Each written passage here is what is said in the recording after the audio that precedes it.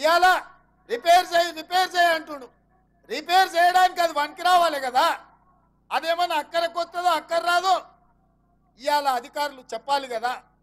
ఢిల్లీ నుంచి నిపుణులు వచ్చారు, వాళ్ళు వాటిని పరిశీలిస్తారు. ఉన్నది రిపేర్ చేస్తే నడుస్తుందా, మిగతాది కూడా కుంగిపోతుందా, మొత్తం గూలగొట్టి కట్టాలనా లేకపోతే దాన్ని రిపేర్ చేయాలనా అని ఇవాళ అడగాలనా లేదా. ఇవాళ మనం ఇల్లు కడితే 8 పిల్లర్లు పెట్టి కడితే ఓ దిక్కు 2 పిల్లర్లు భూమిలో గుంగిపోతే మిగతాది చక్కగా ఉంటుందా మిత్రులారా? మనం కూడా ఇల్లు కట్టిన వాళ్ళమే, సంసారం చేసిన వాళ్ళమే కదా, సాధ్యమా? ఇవాళ నీళ్ళు ఎట్లా నింపుతారా? ఓ దిక్కు మొత్తం బలిగైపోయి దాంట్లో నీళ్ళు నింతాయా? చెరువు నిండితే అలిగెళ్తే కూడా నీళ్లు పోతాయి, తూము పగిలిపోతే మొత్తం అంతా బాగానే ఉంది కానీ తూము బొక్క పడితే నీళ్ళు ఉంటాయా? ఇవాళ మేడిగడ్డ కూడా దాదాపుగా 10 పిల్లర్లు భూమిలకు 2 మీటర్లు కుంగిపోయినాయి. అవన్నీ దాచిపెట్టి ఇవాళ ఆయన మేడిగడ్డ బాగానే ఉందంటు. ఆయన మాటలు చూస్తుంటే పనిమంతుడు పందిరేస్తానంట కుక్కతో కదలికి కూలిపోయిందంట. మనం నాగార్జున సాగర్ కట్టినాము, శ్రీశైలం కట్టినాము, ఎస్ఆర్ఎస్పి కట్టినాము, శ్రీరామ్ సాగర్ కట్టినాము. ఇట్లా ఈ తెలంగాణ రాష్ట్రంలో 40 ఏళ్ళు 50 ఏళ్ల కింద జూరాల కట్టినాం ప్రాజెక్టు. 40-50 ఏళ్ళైనా ఎన్ని తుఫాన్లు వచ్చినా గట్టిగా నిలబడి ఉన్నాయి. శ్రీశైలం వరదలు వస్తే 1 ఇంచు కూడా శ్రీశైలం ప్రాజెక్టు కట్టు కదలలే. నాగార్జున సాగర్లో ఆ డ్యామ్ అట్లనే నిలబడ్డది. మేము కట్టిన ప్రాజెక్టులు 50-60 ఏళ్ళైనా తట్టడి మట్టి కూడా పక్కకు పోలే. నీ ముఖానికి సన్నాసి 1,00,000 కోట్లు పెట్టి కట్టినావు. ఏమైంది 1,00,000 కోట్లకు? 3 ఏళ్ళకు కూలిపోతుందా? ఇది నీ జాగీర్ అయితే గట్లే ఇస్తావు. నీ ఫామ్ హౌస్లో ఇల్లు కట్టుకున్నావు, గట్లే కట్టినావు. 2 ఏళ్ళకు 3 ఏళ్ళకు గుంగిపోతుంది నీ ఫామ్ హౌస్లో ఇల్లు. ఇవాళ ప్రజల సొమ్ము కాబట్టి లెక్కపత్రం లేదు, ఎంతసేపు దోసుకుందాం దాచుకుందాం అన్న ఆలోచనతోటి ఇవాళ మేడిగడ్డని గట్ల కట్టి ఇవాళ దాన్ని కుంగదీసి పలగొట్టి ఇవాళ మన మీద బద్నాం పెట్టాలని చూస్తుండు. ఇవాళ ఇక ఆయన ఉన్నాడు పొడుగుట ఆయన. నేను మొన్న కూడా చెప్పిన, ఇవాళ కూడా చెప్తున్నా, దూలం లెక్క పెరిగింది కానీ దూడకున్న బుద్ధి కూడా ఆయనకు లేదు. ఎందుకంటే చర్చ చేద్దామంటుండు, రమ్మన్నప్పుడేమో రాడు, అసెంబ్లీలో మైక్ ఇస్తేనేమో చెప్పడు. మయ్యన్నే ప్రసాద్ గారు ఎన్ని గంటలు ఇచ్చిండు, మనకంటే ఎక్కువ సమయం ఇచ్చిండు మాట్లాడవా. మాట్లాడేది ఉండే ఏం చేసిర్రో మీరు ఇవాళ. అందుకే మిత్రులారా 10 ఏళ్ళల్లో ఒక్క పని చేయలే.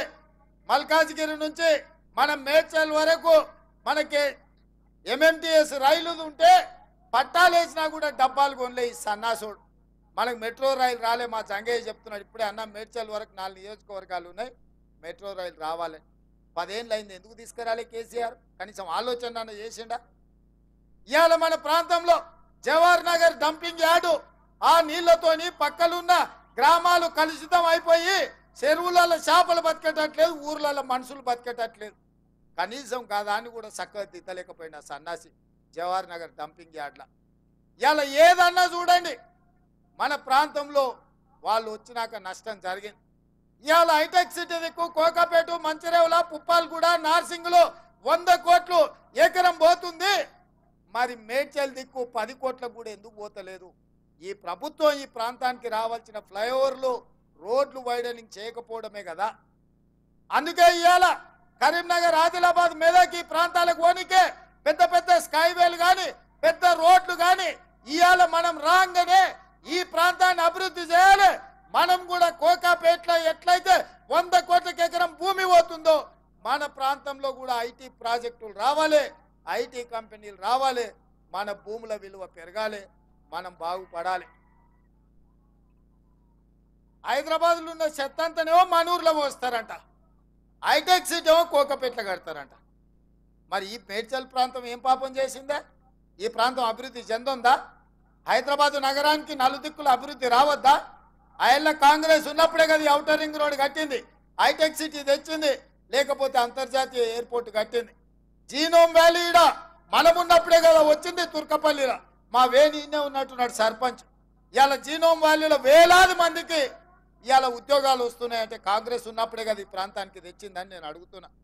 ఇవాళ ఈ ప్రాంతం అభివృద్ధి చెందడానికి, ఈ ప్రాంతంలో తాగడానికి గోదావరి జలాలు రావడానికి కాంగ్రెస్ పార్టీ కాదా? అందుకే మిత్రులారా ఇవాళ ఆలోచన చేయండి. ఎవడెవడో వస్తాడు, ఏదేదో చెప్తాడు, ఎవరిని నమ్మకండి. ఇవాళ మన ప్రభుత్వం ఉంది, మీ సమస్యలు తెలిసిన ప్రజాప్రతినిధి ఇక్కడ మీ అన్న మీ తోడుగుండే మీ సోదరుడు ఇవాళ ముఖ్యమంత్రిగా ఉన్నాడు. తప్పకుండా ఈ ప్రాంతాన్ని అభివృద్ధి చేసే బాధ్యత కాంగ్రెస్ పార్టీ తీసుకుంటుంది. ఈ ప్రాంతానికి ఏమేం కావాలో లెక్క రాసుకొని బరాబర్ మీకు మంజూరు చేసి ఈ ప్రాంతాన్ని అభివృద్ధి చేసే బాధ్యత మేము తీసుకుంటామని నేను చెప్పదలుచుకున్నా. అందుకే మిత్రులారా, రాబోయే ఎన్నికల్లో మీరు ఆలోచన చేయండి. ఇవాళ రాష్ట్ర ప్రభుత్వమే కాదు, పార్లమెంటులో 14 మంది మన కాంగ్రెస్ వాళ్ళు ఉంటే ఎవరున్నా ప్రభుత్వం పొత్తుల ప్రభుత్వం మనమే వస్తుంది. ఇవాళ మోడీ 400 సీట్లు వస్తాయి అంటుండు. 400 సీట్లు వస్తే పొత్తు పెట్టుకొని చంద్రబాబు నాయుడు ఎందుకు, ఒరిస్సాలో నవీన్ పట్నాయక్ ఎందుకయ్యా నీకు?